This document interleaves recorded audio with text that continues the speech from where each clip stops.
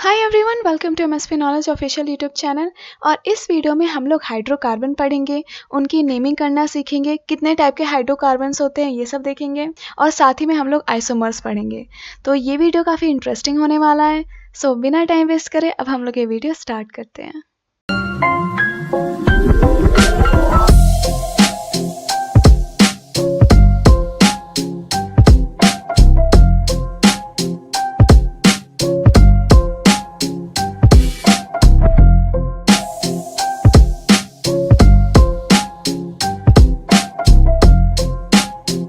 जितनी भी चीज़ें तुम लोगों को स्क्रीन पे दिख रही हैं वो सारी की सारी हाइड्रोकार्बन से बनी हुई हैं।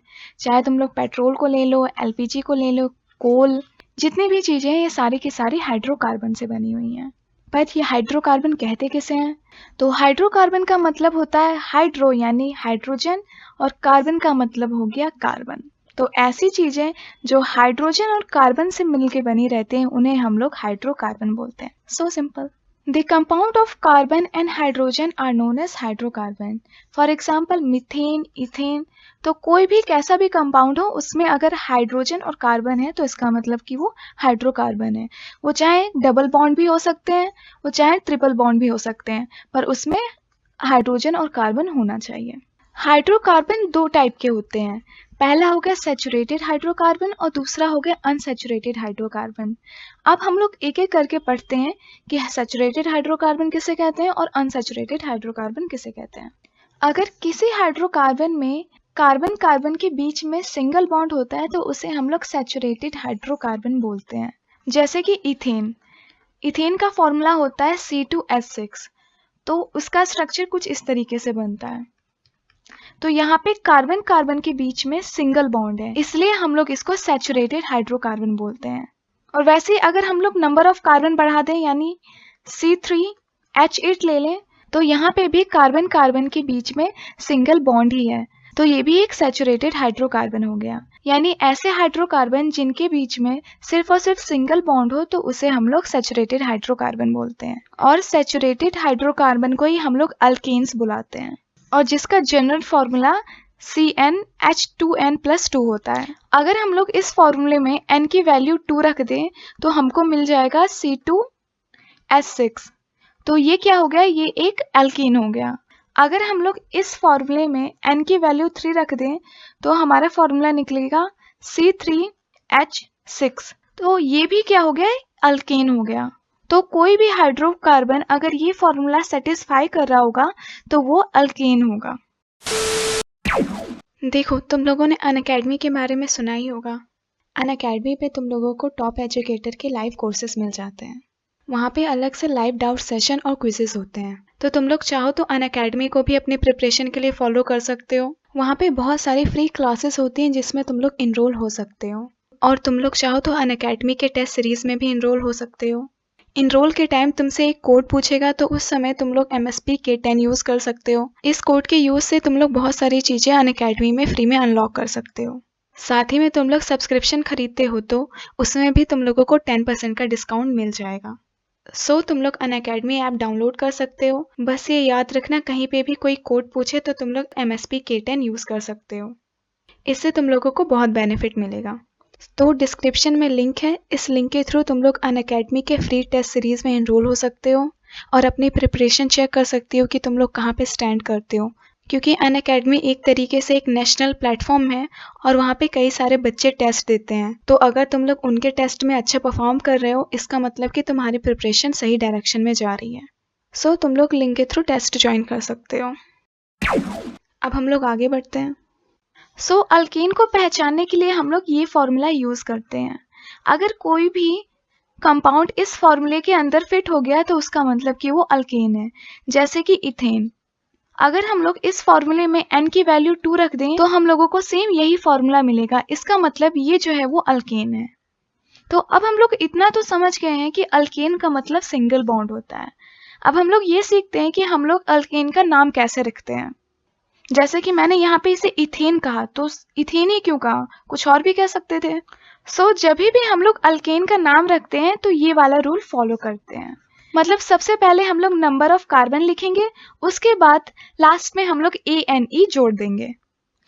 अब यहाँ पे नंबर ऑफ कार्बन लिखने का भी अलग तरीका है। अगर वहाँ पे एक कार्बन हुआ तो हम लोग उसे मिथ बोलेंगे, अगर 2 कार्बन हुआ तो इथ बोलेंगे, 3 तो प्रोप, 4 तो ब्यूट, ऐसे करके हम लोग ये सारे बोलते हैं।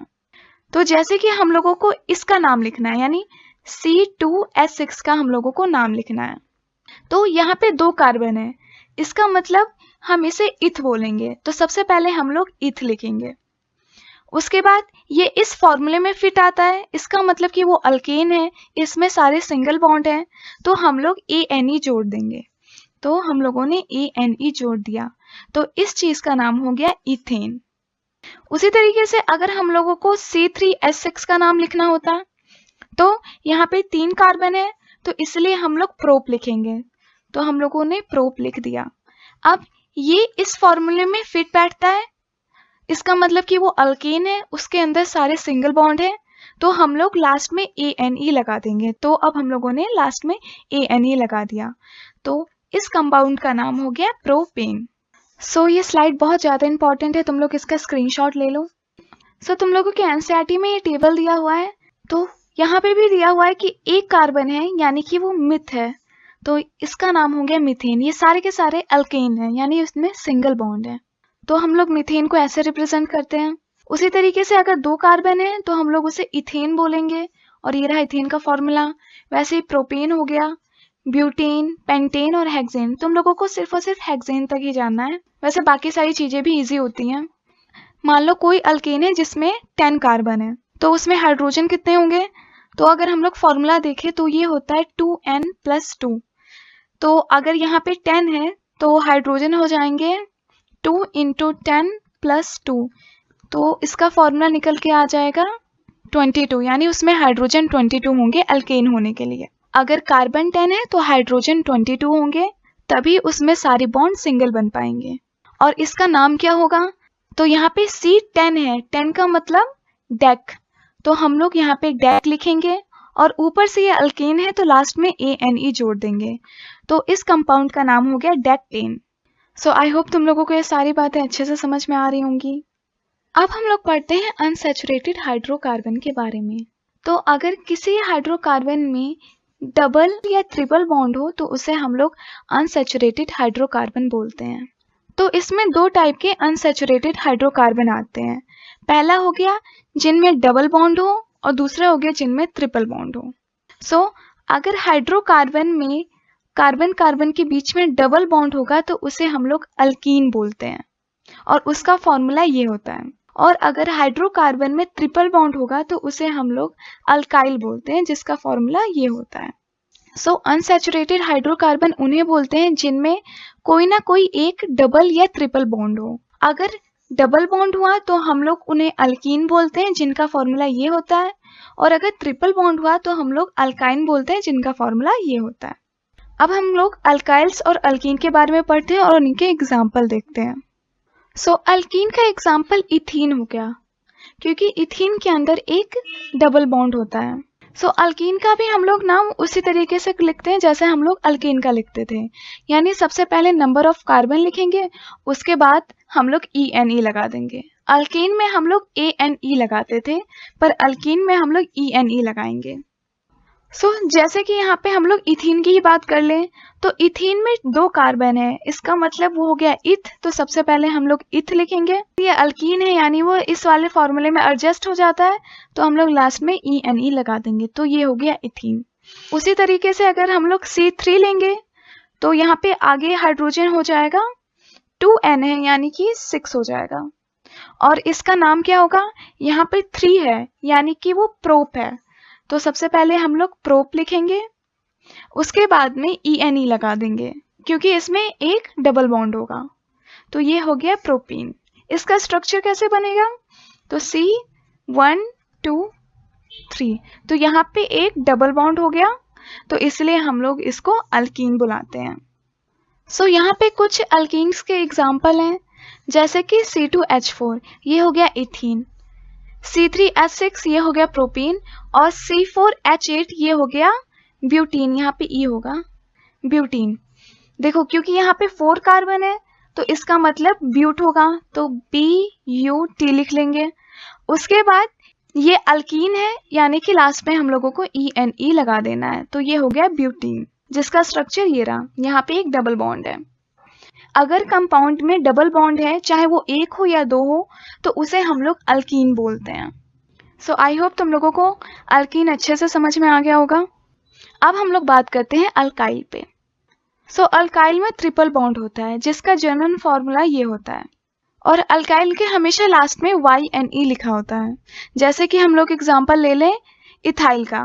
सो यहाँ पे 2 कार्बन है, यानी कि यहाँ पे इथ हो गया। उसके बाद ये अल्काइल है, तो लास्ट में YNE लगा देना है। अब हम लोग इसके कुछ और एग्जांपल देख लेते हैं।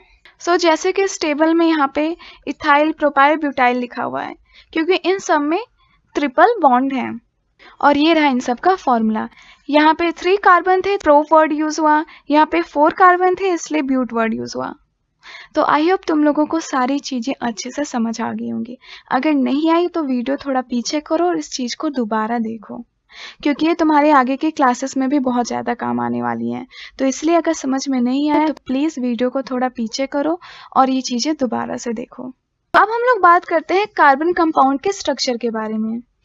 तो स्ट्रक्चर के हिसाब से कार्बन कंपाउंड 3 टाइप के होते हैं, स्ट्रेट, ब्रांच और साइक्लिक। अब हम लोग एक एक करके इन तीनों के बारे में पढ़ते हैं। सो स्क्रीन पे जितने भी एग्जाम्पल हैं वो स्ट्रेट चेन हाइड्रोकार्बन के हैं। हम लोग इस डायग्राम को ऐसे भी लिख सकते हैं, यानी कि अलग अलग हाइड्रोजन ना दिखा के हम लोग डायरेक्ट CH3 लिख सकते हैं। और हम लोग इस डायग्राम को ऐसे भी लिख सकते हैं, यहाँ पे हर एक बैंड एक एक कार्बन को डिनोट कर रहा है। जैसे कि यहाँ पे 3 डॉट्स हैं, यानी कि यहाँ पे 3 कार्बन हैं। तरीके से हम लोग अगर डबल बॉन्ड की बात करें, और हम लोग डबल बॉन्ड को चाहें तो ऐसे भी डिनोट कर सकते हैं। वैसे हम लोग ट्रिपल बॉन्ड को 3 लाइन से डिनोट करते हैं, और कभी कभी तो हम लोग डायरेक्ट CC लिख देते हैं। इसका मतलब कि यहाँ पे 4 कार्बन है, हाइड्रोजन लिखते ही नहीं है। सो ये सारी हो गई स्ट्रेट चेन। और ब्रांच हाइड्रोकार्बन में क्या होता है कि हम लोग अलग अलग कार्बन की ब्रांचेस लगा देते हैं। जैसे कि यहाँ पे एक हम लोगों ने एक्स्ट्रा CH3 लगा दिया, तो इसको शॉर्ट में हम लोग यहाँ पे ऐसे डिनोट कर देंगे। और अगर हम लोग लाइन स्ट्रक्चर की बात करें तो यहाँ पे हम लोग एक ब्रांच लगा देते हैं। इसका मतलब यहाँ पे एक और कार्बन है, तो जैसे 1 2 3 4, तो 4 कार्बन की स्ट्रेट चेन है जिसमें एक ब्रांच लगा हुआ है, यानी टोटल 5 कार्बन है। और इसका फॉर्मूला ये हो गया। अब देखो, इस C5H12 को हम लोग चाहे तो इस तरीके से बना सकते हैं, या फिर हम लोग इसको ऐसे भी लिख सकते थे 1 2 3 4 और 5। सो इस फॉर्मूले में भी C5 ही है और हाइड्रोजन 12 भी है, पर ये वाला जो स्ट्रक्चर है वो इस वाले स्ट्रक्चर से एकदम डिफरेंट है, पर इनके फॉर्मूले सेम है। तो इस कंडीशन को बोलते हैं आइसोमर, यानी कि जब फॉर्मूला सेम हो पर इनके स्ट्रक्चर अलग अलग हो, तो इसी को हम लोग आइसोमेरिज्म बोलते हैं। सो आइसोमेरिज्म में क्या होता है कि हम लोग एक ही फॉर्मूले से अलग अलग कंपाउंड बनाते हैं, और ये जो अलग अलग कंपाउंड बनते हैं उसको हम लोग आइसोमर्स बोलते हैं। तो यानी कि ये वाला स्ट्रक्चर और ये वाला स्ट्रक्चर आइसोमर्स हैं इस वाले कंपाउंड के। अब सुनो, जब किसी कंपाउंड के स्ट्रक्चर अलग अलग हो जाते हैं तो उनकी फिजिकल प्रॉपर्टीज भी अलग अलग हो जाती हैं, यानी कि इसकी फिजिकल प्रॉपर्टीज अलग होंगी इस वाले स्ट्रक्चर के।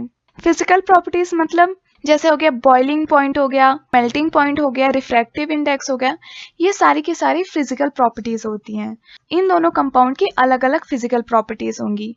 सो आइसोमर्स उन्हें कहते हैं जिनकी मॉलिक्यूलर फॉर्मूला सेम हो पर डिफरेंट फिजिकल प्रॉपर्टीज हो। साथ में तुम लोग केमिकल भी लिख सकते हो, क्योंकि ज़्यादातर केमिकल भी सेम होती हैं, तो उनकी फिजिकल और केमिकल प्रॉपर्टीज अलग अलग हो, उनको हम लोग आइसोमर्स बोलते हैं।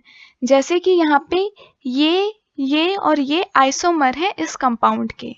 अब देखो, आइसोमर कई टाइप के होते हैं, ऑप्टिकल आइसोमर, ज्योमेट्रिकल आइसोमर, पर अगर कहीं पे भी स्ट्रक्चर डिफरेंट हो रहा हो, जैसे कि यहाँ पे स्ट्रेट चेन है, यहाँ पे ब्रांच होगी और यहाँ पे साइक्लिक हो गई, यहाँ पे स्ट्रक्चर डिफरेंट हो रहा है, तो इसलिए हम लोग इसको स्ट्रक्चरल आइसोमर बोलते हैं।